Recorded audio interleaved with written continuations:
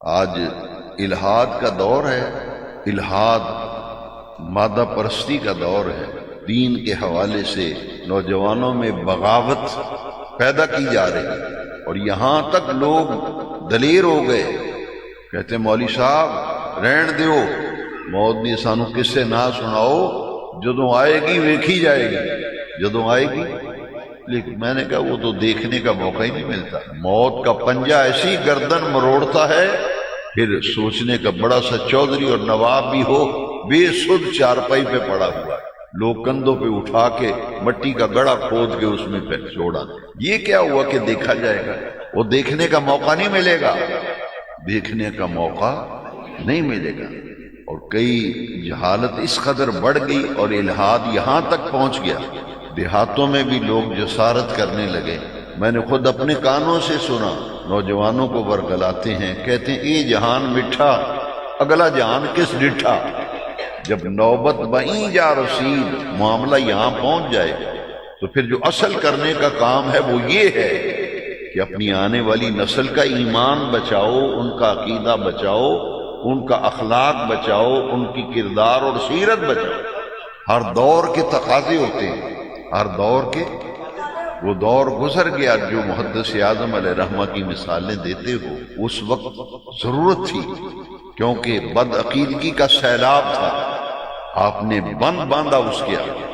اگر بیماری جو ہے وائرس، کسی بیماری کا وائرس پھیلے تو ویکسین اسی بیماری کی لگائی جاتی ہے، اس کو ٹی بی کی ویکسینیشن اس کی ٹی بی کی نہیں ہوتی، جو وائرس پھیلا ہوا ہے اس کی ویکسینیشن۔ اس دور میں عقائد کا تو یہ حال ہے کہ ہم آپس میں باہم دستو گریباں ہیں۔ اب تو یہ نہیں پتہ چلتا کہ سنی ہے کون اور سنی کی تعریف کیا ہے۔ ایک کہتا ہے یہ سنی نہیں، خارج ہو گیا، دوسرا کہتا ہے یہ سنی نہیں، یہ خارج ہو گیا۔ تو میں آپ کو مشورہ دینا چاہتا ہوں اس چکر میں نہ پڑیں، یہ انانیت کا مسئلہ ہے، انانیت، اس چکر میں نہ پڑیں، ایمان بچائیں، عقیدہ بچائیں اور اپنی آخرت کا سوچیں۔ عقیدہ تو ہمارا بچ گیا، جو ہمارے اسلاف اکابر، ہمیں مساجد کے اوپر یا رسول اللہ لکھا ہوا ہے، ہمارا عقیدہ محفوظ ہو گیا۔ ہمارا عقیدہ، نماز کے بعد کلمہ شریف کا ذکر ہوا، ہمارا عقیدہ محفوظ ہو گیا۔ امام صاحب دعا سے پہلے الصلاۃ والسلام علیک یا رسول اللہ پڑھتے ہیں، ہمارا ایمان محفوظ ہو گیا۔ ربیع الاول کا مہینہ آتا ہے، گھر گھر جشن میلاد منایا جاتا ہے۔ عقیدے کو کوئی خطرہ نہیں، جو کہتا ہے وہ خود خطرہ ہے، اس سے بچو۔ جو کہتا ہے نا کہ عقیدے کو خطرہ ہے، میں کہتا ہوں یہ خود خطرہ ہے، اس سے بچنا، کوئی خطرہ نہیں عقیدے کو۔ ہمارے عقیدے کے محافظ رب کریم، اس کے پیارے رسول کریم علیہ السلام، کیوں ہمارا ایمان بڑا مضبوط ہے۔ ہمارا ایمان پتہ کیا ہے؟ میں کہتا ہوں ہمارے عقیدے کو کچھ نہیں ہونا، کوئی ہمارا بگاڑ نہیں سکتا۔ کیوں؟ اس لیے کہ فریاد امتی جو کرے حال زار میں، فریاد امتی جو کرے حال زار میں، ممکن نہیں کہ خیر البشر کو خبر نہ ہو، ممکن نہیں کہ خیر البشر کو۔ اس لیے عملی اعتبار سے ہم اتنا پیچھے چلے گئے۔ اس وقت میرا تجزیہ یہ ہے، غلط ہو سکتا ہے، مجھ سے اختلاف کر سکتے ہیں، لیکن میں اپنا فریضہ اور ذمہ داری سمجھ کے بات کرنے لگا ہوں۔ میرے نزدیک اس وقت ہم اہل سنت و جماعت کہلانے والے، میلاشی منانے والے، ہمیں اور کوئی مسئلہ نہیں، نہ عقیدے کا مسئلہ، نہ کسی چیز کا، نہ دلائل کی کوئی کمی ہے، ہمیں صرف بے عملی کی دلدل میں ہم پھنس گئے، بے عملی کی دلدل میں ہم پھنس گئے۔ اس سے نکلنا ہے، عملی زندگی کو بہتر بنانا ہے۔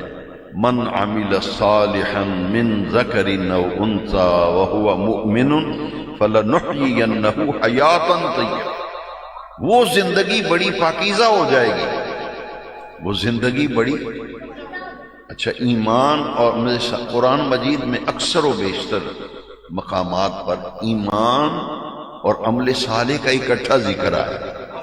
ان الذین آمنوا وعملوا الصالحات، وہ لوگ جو ایمان لائے اور انہوں نے نیک عمل کیے۔ یہاں بھی من عمل صالحا من ذکر او انثی وہو مؤمن، ایمان اور عمل صالح کا اکٹھا ذکر۔ والعصر ان الانسان لفی خسر الا الذین آمنوا وعملوا الصالحات، یہاں ہر انسان خسارے میں ہے، قسم ہے مجھے زمانے کی، والعصر ان الانسان لفی خسر، ہر انسان گھاٹے میں ہے، خسارے میں ہے، نقصان میں ہے۔ الا الذین آمنوا وعملوا الصالحات، مگر وہ جو ایمان لائے اور انہوں نے نیک عمل والی زندگی اپنائی، وتواصوا بالحق، وہ خود بھی حق پر قائم رہے اور دوسرے لوگوں پہ حق پر قائم رہنے کی تلقین و تاکید کرتے رہے، وتواصوا بالصبر، اور اس دین کے راستے میں نیک زندگی گزارنے، عمل صالح کرنے میں اگر کوئی تکلیف، کوئی اذیت، دکھ آتا ہے صبر کرتے ہیں، اور دوسرے دینی بھائی کو تکلیف آئے تو اس کو صبر کی تلقین کرتے ہیں۔ جن کے پاس یہ چار چیزیں ہیں قرآن کہتا ہے وہ کامیاب ہے، اور یہ چار چیزیں نہیں ہیں کوٹھی ہے، کار ہے، مربے ہیں، جو کچھ منصب ہے، جاہ ہے، جو کچھ ہے وہ نقصان میں ہے، خسارے میں۔ وہ چار چیزیں ایمان، عمل صالح، تواسی بالحق اور تواسی بالصبر، عقیدہ سچا، پکا، پاکیزہ عقیدہ ملا ہے۔ خدا کی دھرتی پر ایسا عقیدہ کسی کا نہیں جیسا عقیدہ یا رسول اللہ کہنے والوں کا۔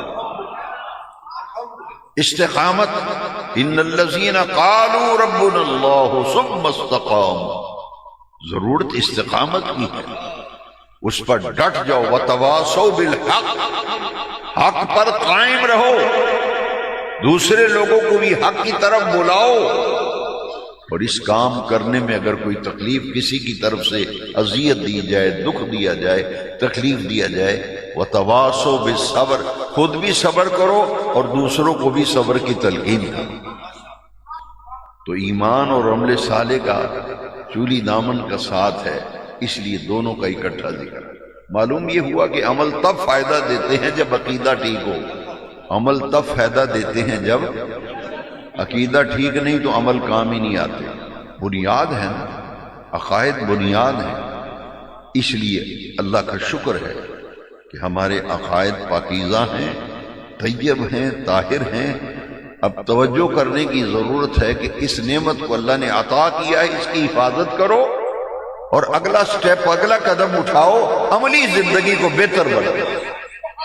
عملی زندگی کو نمازوں میں ہم نہیں نظر آتے، ہماری مسجدوں کا یہ حال ہے۔ پورا محلہ میلاد منانے والوں کا ہو، وہ فجر کی نماز میں ایک سب بھی پوری نہ ہو، پھر دعویٰ کریں جی یہ سب عاشق رسول ہیں۔ عاشق رسول ہونا کوئی معمولی بات ہے؟ عشق تو محبوب کے سوا ہر کچھ جلا کے رکھ دیتا ہے۔ تو ہمارے عشق رسول کا یہ حال ہے کہ نبی پاک کو سب سے زیادہ جو عمل پسند ہے وہ 5 وقت کی نماز ہے۔ جب وہی ہمارے پاس نہیں ہے تو ہم کیسے عاشق رسول؟ 1000 کے نوٹ کے لیے، 1000 چندہ لینے کے لیے ہم پل باندھ دیتے ہیں۔ یہ شیخ صاحب عاشق رسول ہیں، یہ حاجی صاحب بہت اچھے ہیں، عاشق رسول ہیں۔ استغنا اختیار کرو، استغنا، دنیا تمہارے پیچھے پیچھے ہے۔ میرے والد ماجد علیہ رحمہ فرماتے تھے کہ سیدی محدث اعظم علیہ رحمت و رضوان نے فرمایا دنیا سے منہ موڑو گے، اللہ کی طرف رخ کرو گے، دنیا تمہارے پیچھے پیچھے آئے گی، اور تم دنیا کے پیچھے بھاگو گے تو یہ تمہارے ہاتھ نہیں آئے گی، یہ آگے بھاگتی جائے گی۔ دنیا طلب کرو گے کچھ نہیں حاصل ہوگا، دنیا تمہارے ہاتھ آئے گی نہیں، آگے آگے بھاگے گی، اور دنیا سے منہ موڑو گے دنیا تمہارے پیچھے بھاگے گی۔ بزرگوں کو دیکھو جنہوں نے استغنا کی زندگی اختیار کی۔ مولانا محتشم رضا صاحب نوری کے جو نانا جان تھے، میرے والد صاحب علیہ رحمہ کے بڑی گہری دوستی تھی اور خوش طبعی بھی کرتے تھے آپس میں۔ مزار شریف پر بیٹھے رہتے تھے عرص محدث اعظم، لوگ پوچھتے تھے یہ دونوں مولوی کون بیٹھے ہیں؟ تو بہت پیار کا رشتہ تھا۔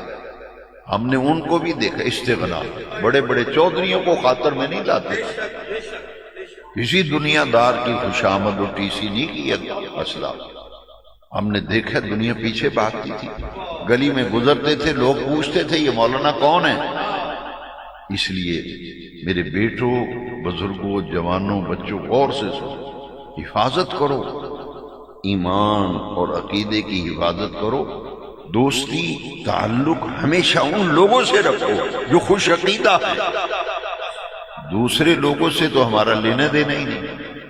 اس کے لیے ایک اصول پلے باندھ دو، جو حضور کا نہیں ہمارا کیا لگتا ہے. جی جو حضور کا نہیں ہے تو ہمارا کیا لگتا ہے.